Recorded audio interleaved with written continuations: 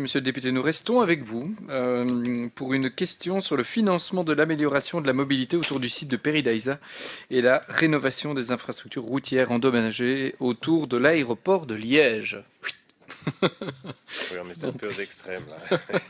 Merci, Monsieur le Président. À quelques heures de la trêve des confiseurs, vous avez annoncé débloquer 30 millions d'euros pour améliorer la mobilité autour de Peridaïsa et pour rénover les infrastructures routières endommagées autour de l'aéroport de Liège. Dans l'absolu, il s'agit évidemment de deux bonnes nouvelles. Par contre, ce qui est étonnant, c'est que cette annonce est intervenue au lendemain du vote du budget et que, sauf erreur de ma part, vous ne l'aviez ni présenté en commission, ni prévu à votre budget. Qu'en est-il? Où trouver trace de ces montants? Pour Peridaïsa, il y a la nécessité de créer cette nouvelle voirie. Je pense que tout le monde est d'accord là-dessus.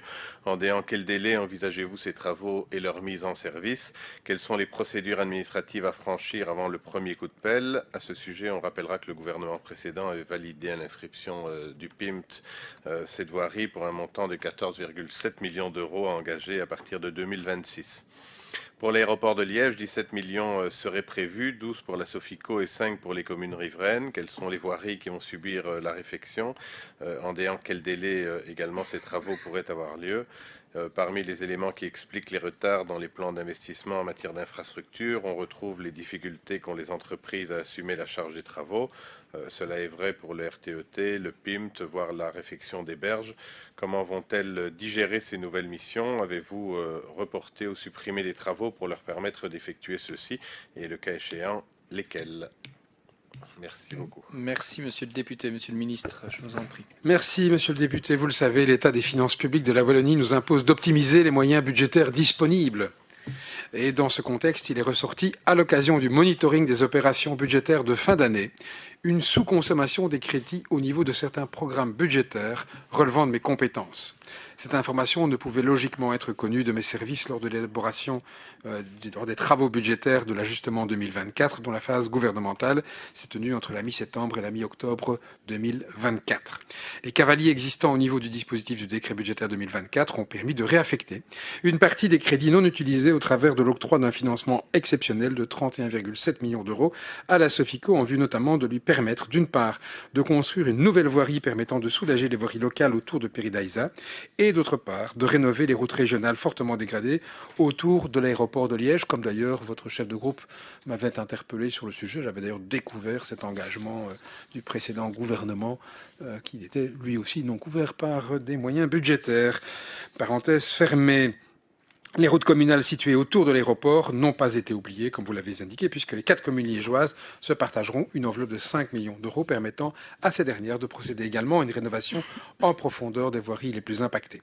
Concernant la nouvelle route destinée à soulager les voiries locales autour de Peridaïsa, j'ai demandé à mes services d'organiser une réunion avec les communes concernées pour faire le point sur ce projet.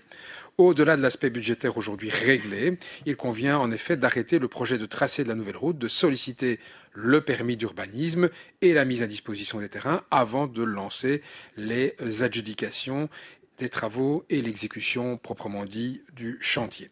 Selon mes services, un horizon d'au moins 3 ans sera nécessaire pour concrétiser ce projet. Pour ce qui concerne des voiries aux abords de l'aéroport de Liège, il s'agit des voiries régionales N614 et N637 qui devront préalablement aux travaux être intégrées dans le réseau Sofico. Pour ce qui est des voiries communales, elles sont réparties sur les communes de Fex-le-Haut-Clocher, Grasse-Sologne, Doncel et Awan. L'arrêté de subvention prévoit que la nature, la localisation précise et le planning des travaux devront faire l'objet d'une concertation préalable avec le SPW EMI, dans un souci évidemment de mobilité et de fluidité.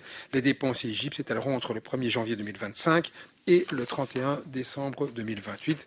Comme vous pouvez le constater, monsieur le député, l'étalement dans le temps de ces investissements devrait pouvoir permettre une juste répartition de la charge de travail tant pour les équipes des administrations concernées que pour les entreprises de travaux publics. La planification de ces projets, ce qui me ramène à la question précédente, doit aussi bien sûr permettre aux entreprises de connaître le plus précisément possible les besoins futurs pour lesquels elles seront sollicitées et fort logiquement de s'y préparer. Merci Monsieur le ministre. Monsieur le député, si vous souhaitez répliquer. Oui, bien sûr, Monsieur le Président. Merci pour ces informations, Monsieur le Ministre. Ce sont des projets effectivement extrêmement importants.